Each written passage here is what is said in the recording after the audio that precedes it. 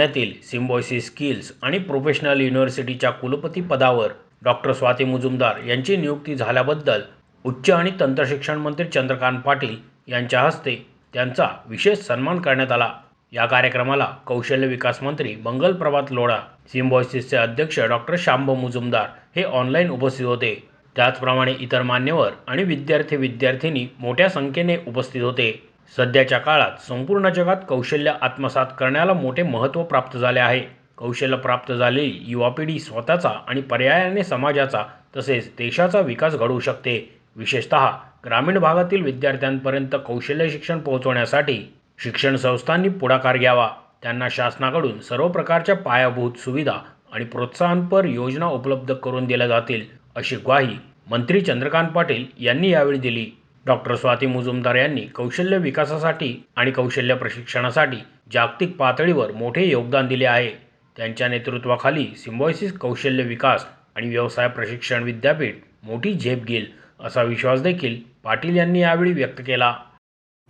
म्हणजे समजा इथे मध्ये मी सहज बघायला आलो होतो, कारण मी असं हायवेने खूपच जातो, मुंबईकडे जातो, कधी मध्ये पिंपरी चिंचवडमध्ये जातो, तर मी उत्सुकतेने स्वातीने म्हटलं कार्यक्रमाला बोलवा, पण मला सहज एकदा येतं। आम्ही तिथे पाहिलं की ब्युटी पार्लरचा कोर्स आहे। आता ब्युटी पार्लरला पण ब्युटी पार्लर म्हणतो, पण परंपरागत आमच्या गावामध्ये नाभिक समाजाचा माणूस जे काम करत होता, केस नीट करून देणं, तेच आहे, त्याला पण ब्युटी पार्लर म्हटलं। पण ते ब्युटी पार्लर नुसतं म्हटलं नाही, तर सगळे स्किल्स त्यात आणले, सगळे कौशल्य त्यात आणलं, आणि मग त्यामुळे एखाद्या वेळेस ह्या कोर्स पूर्ण करून ज्या ब्युटी पार्लर जातील समाजामध्ये, ते इतकं ह्यूज मनी मिळवतील की जे एखाद्या कारखानदाराला मिळवता येणार नाही। ही स्थिती आपोआपच या स्किल डेव्हलपमेंटमधून निर्माण झाली, आणि त्यामुळे मोदीजींनी नवीन शैक्षणिक धोरणामध्ये 5 वाक्य उच्चारली। त्यातलं पहिलं वाक्य हे विचारलं की व्यवसायाभिमुख शिक्षण, पैसा देणारं शिक्षण। दुसरं वाक्य उच्चारलं ते इन्व्हेन्शनचं, शोध लावायला प्रवृत्त करा, प्रोत्साहित करा, कारण संपूर्ण जग श्रीमंत झालं याचं कारण त्यांनी शोध खूप लावले, त्या शोधांचं पेटंट मिळवलं, आणि मग आयुष्यभर द्या रॉयल्टी म्हणून रॉयल्टी घेत राहिले। तो श्रीमंत झाला किंवा ती श्रीमंत झाली, त्याने टॅक्सेस भरण्यातून देश श्रीमंत झाला। आणि त्यामुळे आता आपल्याला आपल्या तरुणांना संशोधन करण्यासाठी प्रोत्साहित केलं पाहिजे, पेटंट खूप मिळवली पाहिजे, रॉयल्टी खूप मिळवली पाहिजे, त्यांना श्रीमंत होऊ द्या, टॅक्सेस भरून देशाला श्रीमंत होऊ द्या, आणि ते मोठ्या प्रमाणावर चाललं आहे। व्होकेशनल एज्युकेशनला, स्किल डेव्हलपमेंटला पिकअप करून महाराष्ट्रामध्ये 12 युनिव्हर्सिटी झाली। तुम्ही देशात फर्स्ट आहात गेले 2-3 वर्ष, पण करता करता महाराष्ट्रामध्ये 12 युनिव्हर्सिटीज ह्या स्किल डेव्हलपमेंटच्या झाल्या। दुसऱ्या इन्व्हेन्शनमध्ये सुद्धा जे जगात निघेल, मग ते AI असेल किंवा आता म्हटल्याप्रमाणे कॉम्प्युटर इंजिनिअरिंग असेल, या सगळ्याच्यामध्ये आपला पिकअप फार मोठा आहे। सॉफ्टवेअर इंजिनिअरमध्ये आपण पाहिलं की जगाला सॉफ्टवेअर इंजिनिअरमध्ये पण मागे टाकून दिलं। जगात जिथे जिथे यातल्या मोठी युनिट्स आहेत, त्या सगळ्या ठिकाणी भारतीयांचा मोठा प्रमाण आहे। तिसरं, चौथं, पाचवं त्याने जे म्हटलं ते एकेका वाक्यात सांगायचं, त्यांनी मातृभाषेतून शिक्षणाचा आग्रह जो इन्व्हेन्शनशी जोडला आहे, जोपर्यंत तो मातृभाषेतून शिकत नाही, तोपर्यंत विषय डेप्थमध्ये त्याला कळत नाही, तोपर्यंत ढोकूपाटी करतो, पास करतो, ठिकाणी म्हणतो, नोकरी करतो। एकदा विषयाची डेप्थ कळली की तो संशोधनाकडे जातो। आपल्या एकूण ज्ञान परंपरेची माहिती आणि अभिमान निर्माण करणं। म्हणजे एखादं उदाहरण सांगायचं झालं तर आता आपण हे सगळं म्हणतो आहोत, पण छत्रपती शिवाजी महाराजांनी जे गड बांधले, गड उभे केले, त्यातल्या तोफा, तिकडे मालवणजवळचा समुद्रातला किल्ला, हे सगळं काय आहे? हे सगळं होतं, आणि ब्रिटिशांनी आपल्यावर हे बिंबवलं की हे आम्ही तुम्हाला दिलं, म्हणजे काहीच नव्हतं तुमच्याकडे, काही नव्हतं। म्हणजे 0 साली, इसवी सन 0 साली समजा लिहायला सुरुवात झाली, डॉक्युमेंटेशन सुरू झालं, तर त्यानंतर लगेचच्या वर्षी संपूर्ण जगाच्या व्यापाराच्या 28% व्यापार आमचा होता। ब्रिटिश आल्यानंतर तो 4%वर खाली आणला। ब्रिटिश आले, ती जहाजं भारतीय बनावटीची होती, त्यातलं एक जहाज 87 वर्ष टिकलं, हे सगळंच होतं आमच्याकडे। तर ही भारतीय ज्ञान परंपरा आत्ता गुजरातमधला शेवटचा जिल्हा, ज्याला आपण कच्छ जिल्हा म्हणतो, तिकडे पलीकडे पाकिस्तानचे बॉर्डर सुरू होते, तिथे 10,000 क्षमतेचं स्टेडियम सापडलं, म्हणजे आता आपण ऑलिम्पिक म्हणतो, तर त्यावेळेला होतं ऑलिम्पिक, 10,000 लोक स्टेडियमवर गेम बघायला यायचे. आणि त्यामुळे भारतीय ज्ञान परंपरा असा चौथा विषय त्यांनी मांडला. आणि मोठ्या प्रमाणावर नीतिमत्ता शिकवणं, पोलाईट करणं. म्हणजे मुजुमदारांच्या बाबतीमध्ये जेव्हा भेटतो तेव्हा मी असं म्हणतो की आता ज्ञान आणि नम्रता याचे कॉम्बिनेशनच संपलं. जरा काही आले की त्याचा ॲटिट्यूड इतका बदलतो. त्यामुळे शिक्षणातून त्याला कल्चर मिळणं, नम्रता मिळणं असं तर नवीन शैक्षणिक धोरण आहे. त्यातला मेजर भाग स्किल डेव्हलपमेंटचा आहे. आणि हे स्वातीताईंनी ओळखलं आणि त्याच्यामध्ये खूप प्रगती त्या करत चाललेल्या आहेत. महाराष्ट्राला कौशल्य विकास आणि प्रशिक्षण यामध्ये अग्रेसर स्थान प्राप्त करून देण्याचे मुख्यमंत्री देवेंद्र फडणवीस यांचे स्वप्न सिम्बायोसिस आणि मुजुमदार परिवाराने पूर्ण केले आहे. भविष्यात सिम्बायोसिस कौशल्य आणि व्यावसायिक शिक्षण विद्यापीठ जगातील कौशल्य विकासाचे महत्त्वाचे केंद्र ठरेल, असे मंगल प्रभात लोढा म्हणाले. इंग्रजांनी भारतात सुरू केलेली शिक्षण पद्धती आजही अंमलात आणली जात आहे. मात्र सध्याच्या काळात कौशल्य विकासाला प्राप्त झालेले महत्त्व लक्षात घेऊन सिम्बायोसिसने कौशल्य विकासासाठी स्वतंत्र विद्यापीठाची स्थापना केली.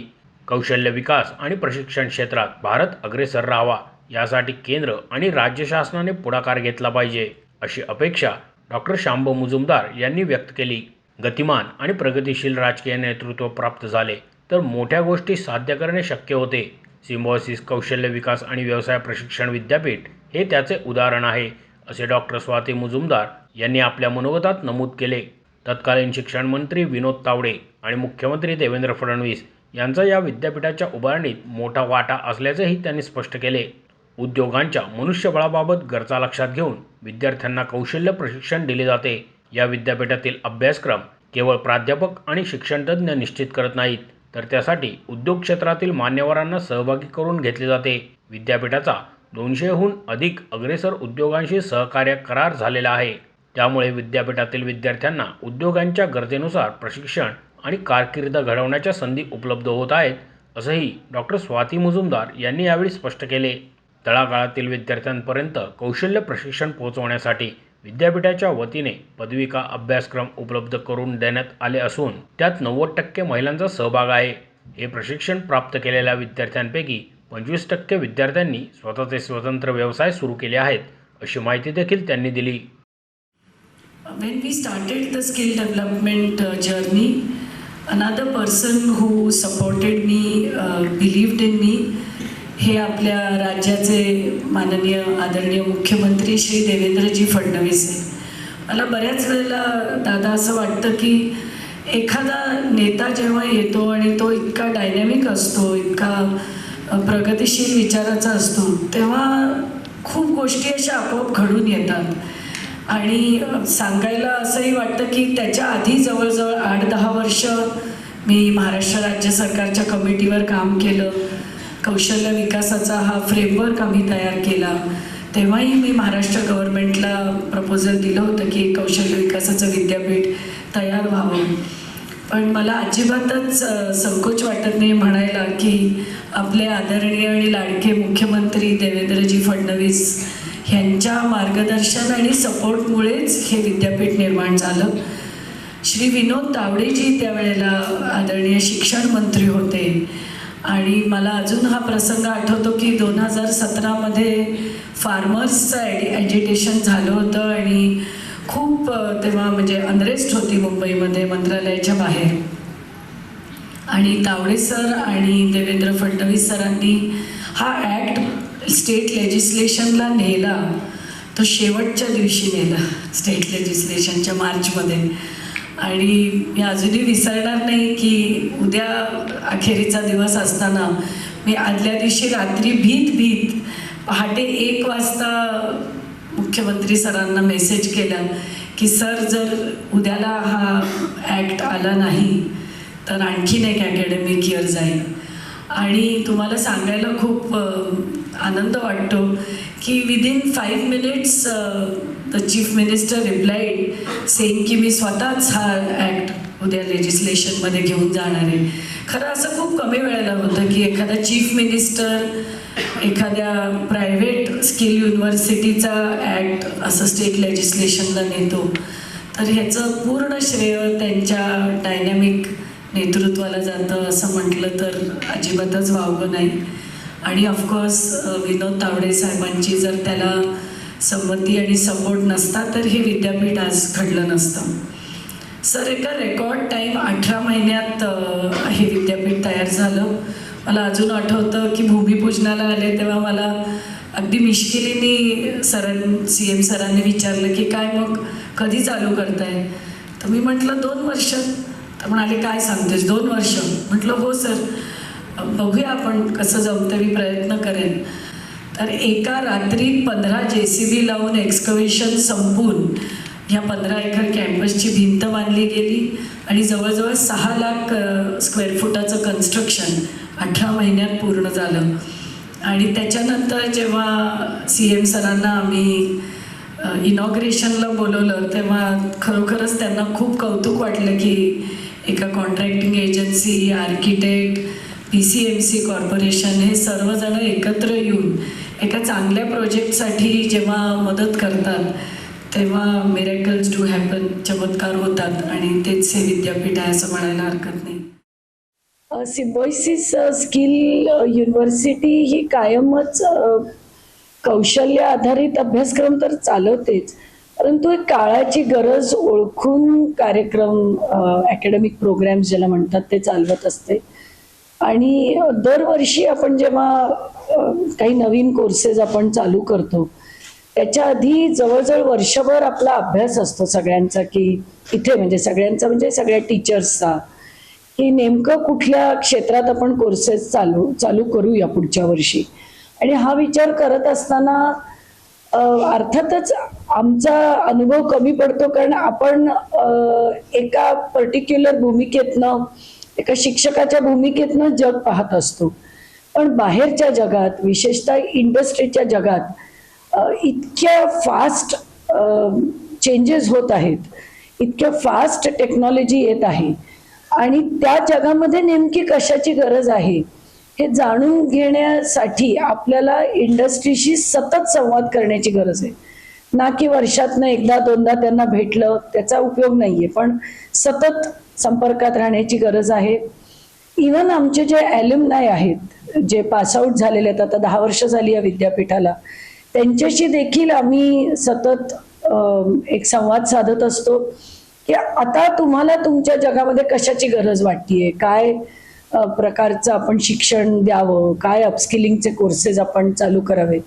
आणि त्या सगळ्या अभ्यासातूनच यावर्षी आपण म्हणजे गेल्या वर्षी बीटेक इन डिफेन्स टेक्नॉलॉजी चालू केला आणि ह्या अकॅडमिक इयरमध्ये बीटेक इन सेमीकंडक्टर चालू केला. आणि आनंदाची गोष्ट अशी आहे की समहाऊ त्याला इतकं सुंदर रिस्पॉन्स आला पेरेंट्सकडून, विद्यार्थ्यांकडून. आणि एक डिव्हिजन तर पूर्ण झाली, पण आता आमच्याकडे आणखीन एका डिव्हिजनची मागणी आहे. तर मला असं नेहमी वाटतं की नंबरच्या मागे न धावता आपण क्वालिटीवर भर द्यावा आणि कुठलाही उपक्रम चालू केल्यावर नेमक्या त्याच्यात किती जॉब्स आहेत, किती लोक स्वतःचा व्यवसाय धंदा सुरू करू शकतील ह्याचा अभ्यास आणि त्या सेक्टरला स्टॅबिलिटी येईल तोपर्यंत खूप साऱ्या डिव्हिजन्स न काढता आधी एक डिव्हिजन काढावी, ती व्यवस्थित पास झाली की मग आपण ॲडिशन करावी. अशा विश्वासातनं आम्ही आता एक division BTech in defence technology आणि बीटेक इन सेमीकंडक्टर असं चालू केलंय. आणि या दोन्ही कोर्सेससाठी आपल्या मोठ्या मोठ्या इंडस्ट्रीजशी आपले MOU झाले, मग ते भारत फोर्ज असेल किंवा सेमीकंडक्टरच्या फील्डमधल्या अनेक मोठ्या मोठ्या कंपन्या आहेत, इंटरनॅशनल लेवलच्या कंपन्या आहेत. अशा मोठ्या मोठ्या कंपन्यांशी MOU करण्याचा फायदा असा झालेला आहे की त्याचं करिक्युलम डेव्हलप करण्यासाठी त्यांनी आम्हाला खूप मदत केली. तसंच आता मुलं जेव्हा इंटर्नशिपला जातील तेव्हा देखील त्यांना गॅरंटीड इंटर्नशिप मिळणार आहे या कंपन्यांमध्ये आणि अर्थातच पुढे जाऊन नोकऱ्या पण मिळणार आहेत. त्यासाठी MOUs खूप महत्त्वाचे आहेत आणि ते आता या गेल्या 1 वर्षात आम्ही जवळजवळ 12 MOUs केलेले आहेत मोठ्या मोठ्या इंडस्ट्रीजच्या सोबत या दोन्ही कोर्सेससाठी. मोशी न्यूज नेटवर्कसाठी मोहित शिंदे, पुणे.